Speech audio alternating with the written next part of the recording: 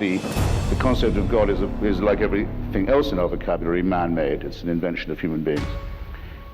Unless you take the view that God made us, in which case it'd be a lot to explain. Why did we in that case make so many gods? It does seem to be very much more probable that men and women made many gods than that any one God made all men and women and the rest of creation. And as well as being man-made, it's fear-made. That's not a casual statement. That's a complete breakdown of belief itself. He's not arguing about whether God exists. He's questioning why people believe in the first place.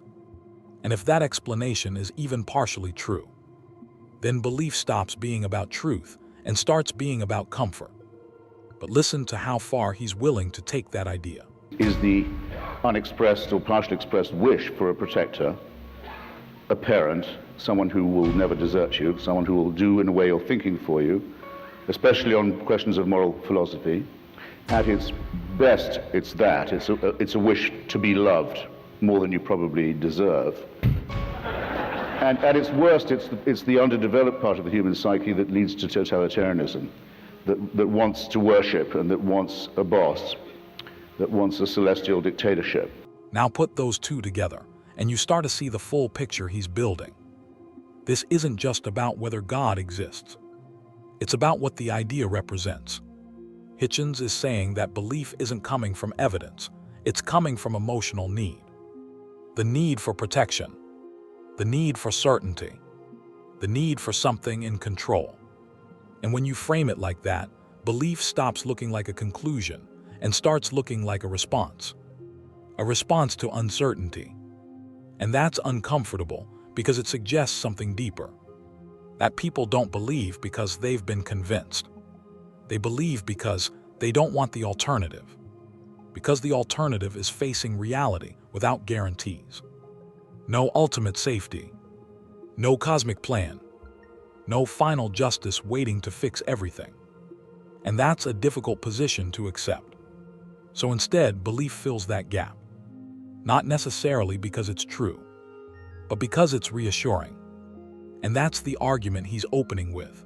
But of course, that's not something the other side is just going to accept. Cannot actually disprove someone's belief by imputing an unworthy motive to it. You actually have to disprove the belief. And that right there is the first line of defense. Because instead of debating whether the belief is true, the focus shifts to protecting the person who holds it. You can't disprove someone's belief. And technically, that sounds reasonable. But look at what it does. It moves the conversation away from truth and into something personal.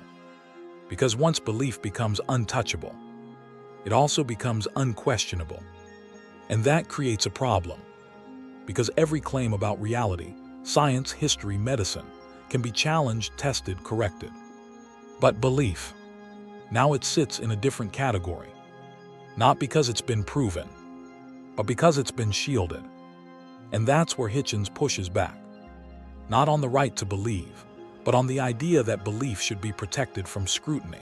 So now Hitchens does something important. He separates the question entirely. There are two questions. Well, I better now say, lest I be accused of not having exhausted the entire subject in my first response, I better say there are at least two questions. One is this: is there a God, a creator, a prime mover, an uncaused cause, whatever you like to call it? And this was the question answered at a certain point, not very long ago in our history, by the deists, people like Thomas Jefferson, Thomas Paine, and many others, who said that the order of the universe seemed to suggest that it couldn't just have been random, that there may have been a designer, but the designer didn't take any part in human affairs. And that, in the late 17th, early 18th centuries was probably, late 18th, early 19th centuries was probably a very intelligent position to hold. It was as far, pre-Einstein, pre-Darwin, was probably as far as you were likely to get with philosophical speculation. But so believing that there might be a cause or a mover or a creator is one thing, but believing that there is a supervising, intervening entity who cares who wins the war, who cares who you sleep with and in what way, who cares what you eat and on what day, and in other words, who makes you the center of the whole cosmos, is another thing altogether. So This is where the debate sharpens, because Hitchens isn't arguing against every possible idea of God. He's narrowing it down. He's saying there's a difference between a vague creator and a God that intervenes, judges, commands, and watches. And that distinction matters, because a distant, abstract creator, that's hard to argue against. It doesn't make specific claims. It doesn't interfere. It doesn't contradict evidence. But the moment God becomes personal, involved, moral, now you're dealing with claims that can be examined. And that's where the real debate lies. Not in vague possibilities, but in specific assertions. And that's exactly what Wolpe now tries to defend. Of course you can't equate God and proof for God and discussion of God with a demonstration in a laboratory. That's never been the case. The idea is different, to shift it differently, which is this. I would ask you this question instead. Deep down, do you believe that the universe is constituted only by stuff, by material, or is there a mystery at the heart of things? Do you believe that you are purely synapses, or is there something immaterial and eternal about you and those you love? Do you believe that things like love are just an epiphenomena of the way evolution has put us all together, or do you think there is something that in the fact that immaterial things like ideas and love and consciousness have such a profound influence on our lives that lead you to believe that the intangible can be at least as real or more real than the tangible? If that way of looking at the world appeals to you or speaks to you, then you understand that Laplace, in order to explain how the heavens go, may not need the hypothesis of God, but that in order to explain why there is something rather than nothing, why there is a deeper meaning to life than stuff alone, that's something that speaks to you and lets you understand that God is real. So what do you think of David Wolpe's position so far? Because he's not even trying to prove God in a lab. He's saying you're asking the wrong kind of question entirely. But if you think that's all he has to offer, just listen to this. There are, in fact, things that are suggestive of something greater in even the scientific worldview, which is why, by the way, in the American Academy of Science, more than half consistently, and this has been true for the last 100 years, 52% of scientists say that they believe in God. And that is the fact that everything exists rather than nothing, that consciousness, which is still inexplicable to human beings, is real, that I make sounds, and which is immaterial, and it touches you in some way that makes you want to change things. The way of looking at the world, even from what we can see and touch and feel, suggests that there's something greater than what we know. Now this is a completely different approach, because instead of arguing for God as a measurable fact, Wolpe shifts the conversation toward meaning. He's not saying, here's the evidence. He's saying, look at the experience. Look at wonder. Look at existence. Look at the sense that there might be something beyond what we understand. And that's powerful because it resonates. But here's the issue. Feeling that something is greater isn't the same as proving what that something is. Because that sense of awe, it's real. But the explanation for it, that's where things start to diverge. And Hitchens isn't denying the feeling. He's challenging the conclusion drawn from it. A star the size of our sun or bigger goes out, blows up or goes out. That's been the case every single second since the first moment of the Big Bang. It's a lot. That'll be a lot of suns going out as we speak. And there's a lot of annihilation, isn't it? There's a lot of destruction. It's a rather what you might call almost a wasteful scale. It does have the positive outcome, though, that we are all constituted of those materials. We are made of stardust. Now, I find that a rather more majestic and wonderful and even beautiful idea than, say, the idea of the burning bush. A bit more impressive.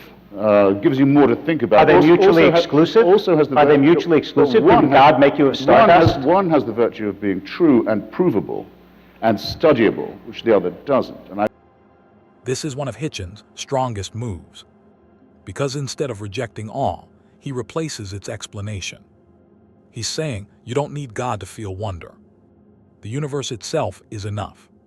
The fact that we're made from elements forged in stars, that consciousness emerged from matter, that we can even ask these questions, that's already extraordinary. And it doesn't require an additional layer of explanation. In fact, adding one might actually reduce the wonder. Because instead of exploring reality, you're assigning it a conclusion, but Wolpe isn't backing down. There are actually things that if you are material, you can't give an accounting of. For example, you might not believe that you have free will. You might think that everything you do was predetermined from the beginning of the Big Bang. And just the fact, by the way, that all of the universe, physics tells us, came from something tinier than the head of a pin is, to me, there is no word other than miraculous for it, but nonetheless. You might believe that everything you did, our words tonight, the fact that those flowers would be orange on the table, that was all predetermined from the beginning of time. But if you believe that you actually make a choice, that human beings have free will, then I ask you how you account for that. You didn't pick your birth, your genetics, you didn't pick your environment, so from the very beginning, all of that was predetermined for you, and unless there is something immaterial about you that allows you to choose, then everything human beings do is already set from the beginning of time. I don't understand how you get free will if you don't have God. Now we move into morality. And this is where the stakes get higher. Because now the argument isn't just about existence. It's about meaning, purpose, and right and wrong. And Wolpe's position is clear. Without God, something is missing. Some grounding, some foundation. But here's the counterpoint. Humans have been developing moral systems long before, and outside specific religious frameworks. We cooperate. We empathize. We create laws. Not because of divine command, but because of shared existence. And that's the tension. Is morality something handed down? Or something built over time? And this is where Hitchens goes all in. It's religion itself that is the problem. I go out of my way to make clear that I don't take refuge in any other position. Now, in Leviticus and in Exodus, if you're a neighbor, you better not, and you're supposed to love him, this person had better not be an Amalekite, a Midianite, a Moabite, better not be a witch, the destruction of whom is enjoined, better not be a homosexual, the stoning of whom is enjoined, better not be a slave, the terms of enslavement of which are all laid out. Now, these are primitive, tribal, agricultural. Most of the commandments, by the way, all the Decalogue, by the way, is addressed to the property-owning classes. Here's what you can't do with your servants. Here, your servants must also obey this commandment. Why are the commandments addressed only to people who have staff? Why are the women, rather a large objection, I would have thought, why are the women counted as part of the animal and chattel that's disposable by these holders of property? Couldn't it be any more obvious that this is a man-made phenomenon, and at a time when people were not at their best and were full of fear and ignorance and greed and covetousness of other people's property? Now the argument is no longer subtle. Hitchens isn't just critiquing religion, he's calling it harmful. And not in theory, but in practice. Because when belief becomes absolute, it doesn't just guide behavior, it justifies it. And that's where things become dangerous. And this is how he chooses to end it. I don't want a world without anxiety and grief and pain and struggle. I can't get it. No one's saying you but can't those have who offer that. it to me, I spurn the gift. I don't want what you want. I don't want the feeling of eternal love and peace. Love and peace, very, very overrated in my view. One of the many reasons actually I should despise all religions equally, but and I do in a way. But one way in which I prefer Judaism to its rivals is that the emphasis is more on justice than on love. I want to go to the rabbi. Why is that not misanthropic of you, that attitude? Misanthropic doesn't mean I have to hate people. Well, It means I respect. It's hard. It means I respect them enough. It means I respect them enough not to offer them false consolation. I do think it's important. The realm of illusion will not help you to cure this condition. And this is the closing position. Not just rejection, but refusal. Hitchens isn't offering comfort. He's rejecting it.